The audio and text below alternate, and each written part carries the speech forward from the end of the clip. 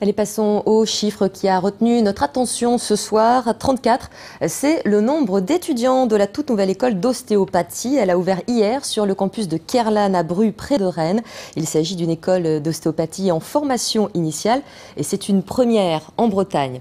Ce sont des professionnels reconnus qui ont décidé de porter ce projet.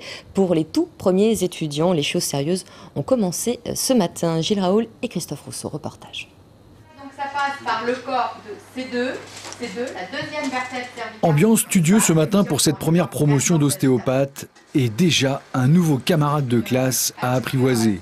Et celui-là, mieux vaut le connaître sur le bout des doigts pour espérer obtenir son diplôme dans 5 ans. 34 élèves qui viennent tout juste de décrocher leur bac ou sortent d'une prépa. J'ai fait une prépa kiné personnellement, puis j'ai découvert l'ostéopathie au cours de cette prépa.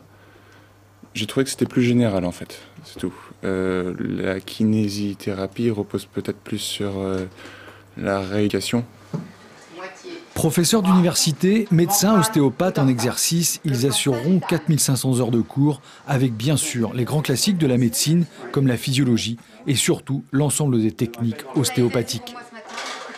Donc, il y a des techniques douces, un petit peu de thrust. Donc le thrust, c'est quoi? C'est le petit crack qu'on entend. Donc c'est souvent ce que connaissent les gens.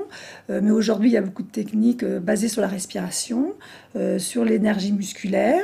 Donc on peut faire des manipulations sans qu'il y ait de force, de notion de force dans le mouvement. Sans oublier de bien définir les champs de compétences de ces futurs thérapeutes manuels qui ne pourront pas agir sur toutes les pathologies. Il faut savoir, nous, identifier les choses, à savoir si on a affaire à une arthrose très très évoluée, qu'on vient nous voir pour des maux de dos, l'ostéopathe il peut rien faire. C'est-à-dire que quand on a une atteinte physique, nous, on peut absolument pas y remédier. Notre domaine d'investigation à nous, c'est les troubles mécaniques de cette colonne-là.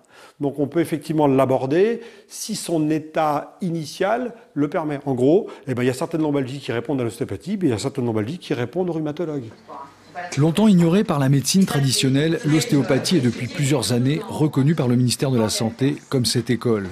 Des soins que certaines mutuelles prennent désormais en charge. Coût de la formation, 7 000 € par an.